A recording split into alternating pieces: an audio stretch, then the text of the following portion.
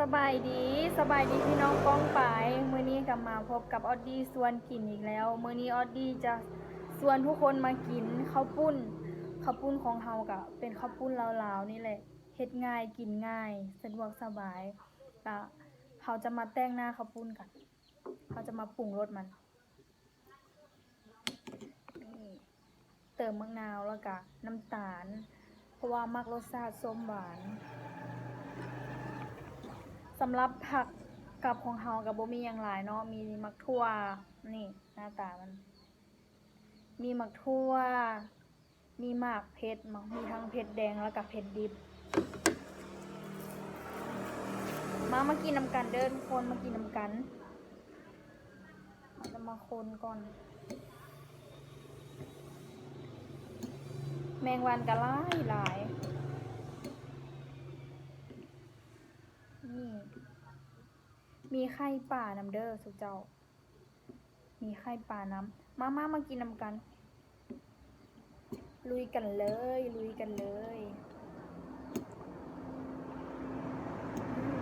ซีมึงก่อนเนาะ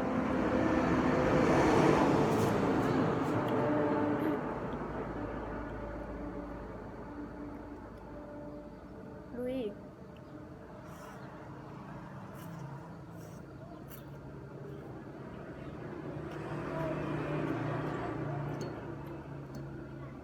การกินข้าวปุ้นของเฮากับบ่มีพิธีพิธันอย่างหลายกินแบบธรรมดา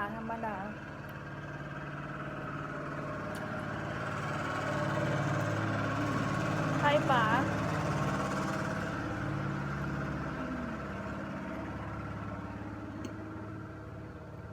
นั่นเสียงรถเลยเนาะนั่งอยู่แกมทางเสียงรถมันหลายแมงวันกันหลายมีแต่สิ่งรบกวนแต่ก็บ่เป็นหยังบ่แม่นปัญหา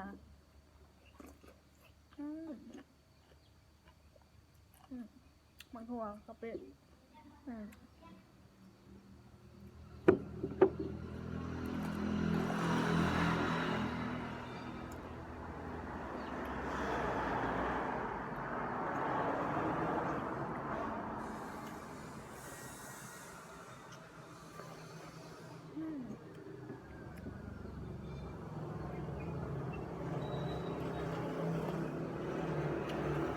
น้ำของข้าวปุ้นเนี่ยนะหอมอันที่หอมนี่คือหอมหัวข่าเวลาเราต้มเห็นน้ำข้าวปุ้นท่านเราจะเอาหัวข่าใส่แล้วก็หักหอมป้อมเอาหอมป้อมใส่เวลาต้มมาแล้วเรามากินมันจะมีรสชาติหอม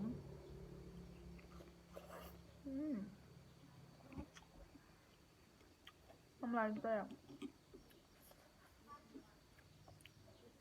ผู้เดินที่กำลังยากเข้านะมาเบิ่งนี่น้ำลายแตกโลดไข่ป่า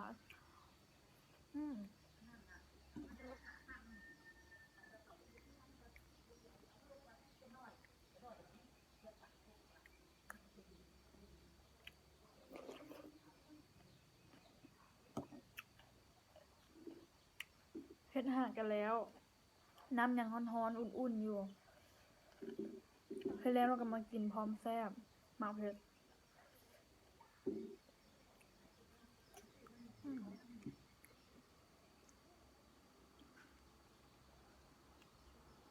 คำบักใหญ่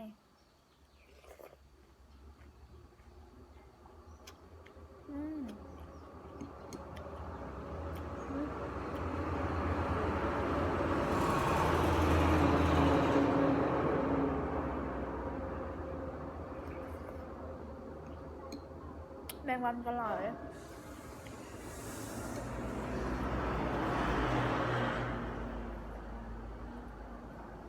ยังนั่งอยู่คีมทางรถ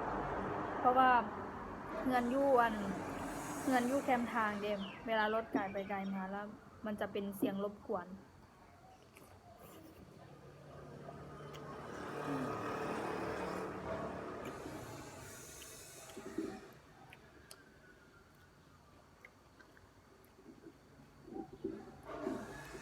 ท่วม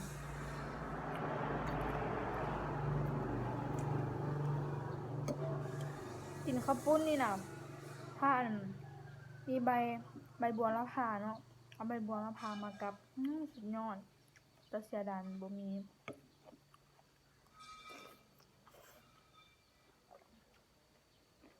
บ่ทันได้ไปซื้ออยู่ตลาด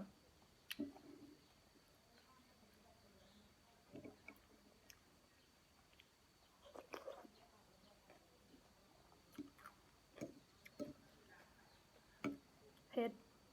น้อยหนึ่งแล้วก็รสชาติส้มหวานเข้มข้น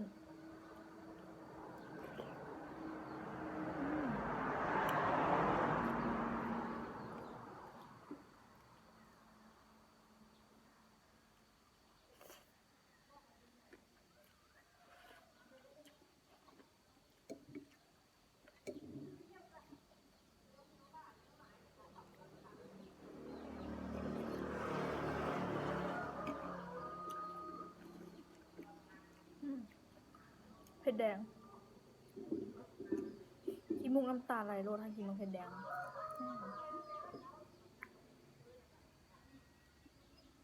อ้อย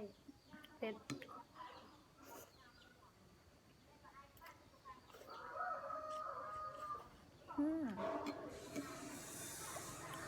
เนื้อสัตว์ออกรส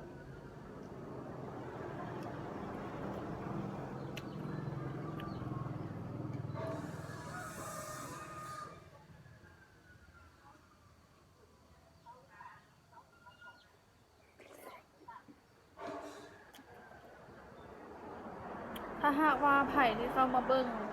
แล้วก็มีความคิดเห็นเกี่ยวกับคลิปนี้นะสามารถฝากความคิดเห็นไว้ที่กล้องคลิปได้เด้อ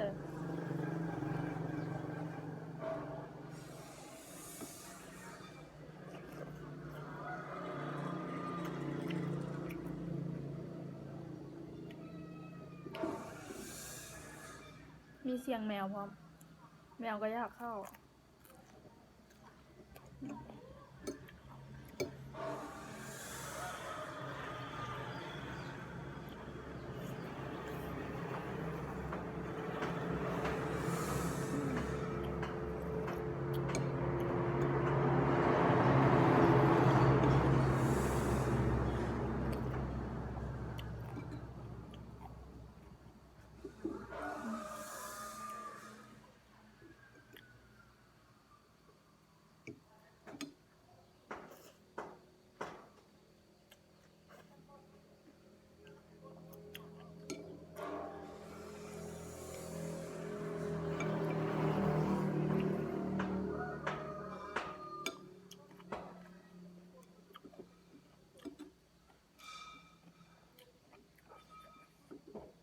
แมงวัน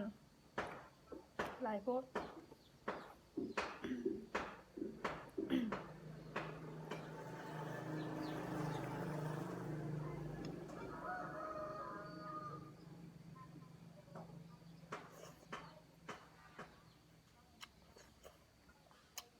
ต้องหากระเปิดซ่องใหม่จังใดก็ฝากไปกดไลค์กดติดตามเป็นกำลังใจให้เด้อ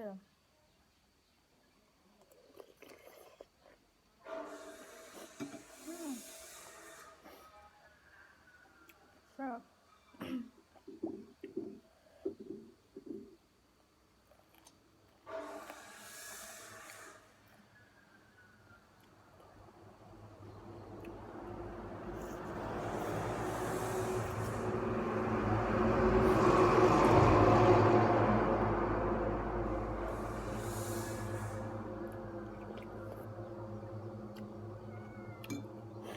ขออนุญาตเด้อ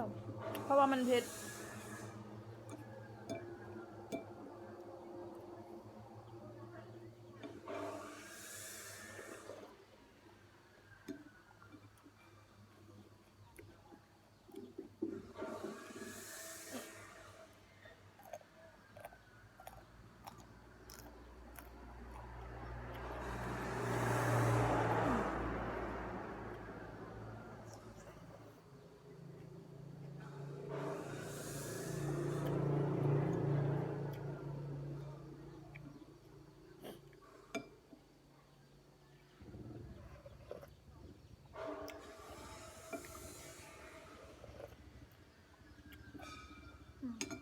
ปลา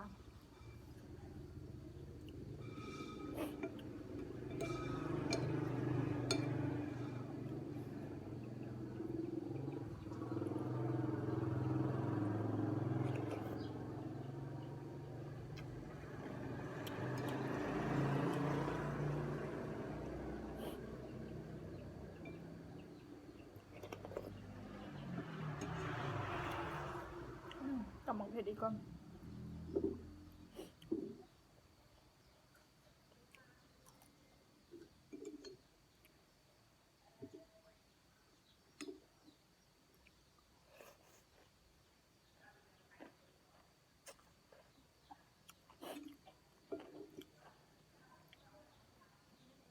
คักแห้ง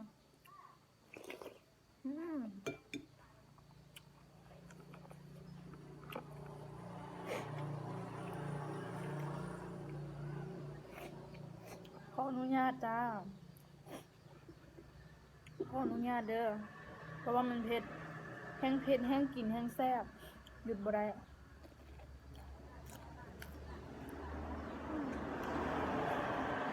แมงวันนี่ก็โคตรหลาย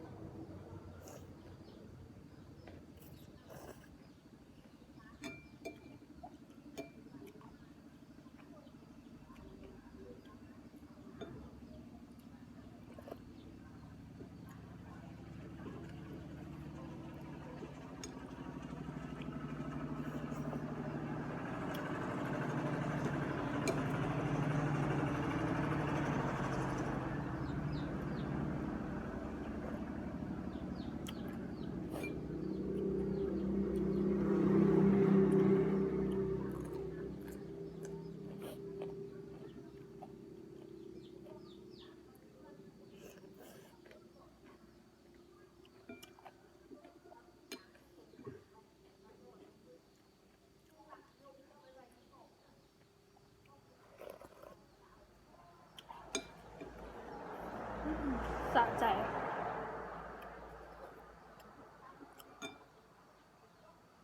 ผักติดแค้ว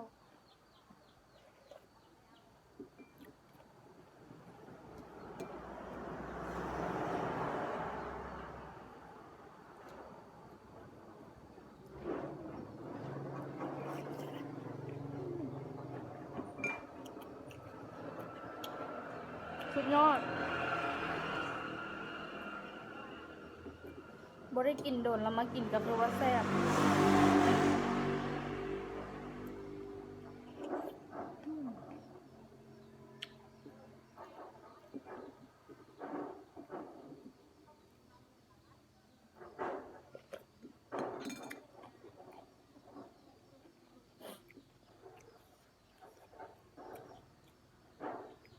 กินเบิดละเด้อถ้วยบักใหญ่ผู้เดียวกินก็สำหรับคลิปนี้ก็ต้องขอจบไว้เพียงเท่านี้ก่อน ฝากถึงหมู่เพื่อนพี่น้องทุกคนที่เข้ามาเบิงกดไลค์กดแชร์กดติดตามเป็นกำลังใจให้ออดดี้ส่วนกินเด้อสำหรับคลิปนี้ก็ต้องขอลาไปก่อนสบายดี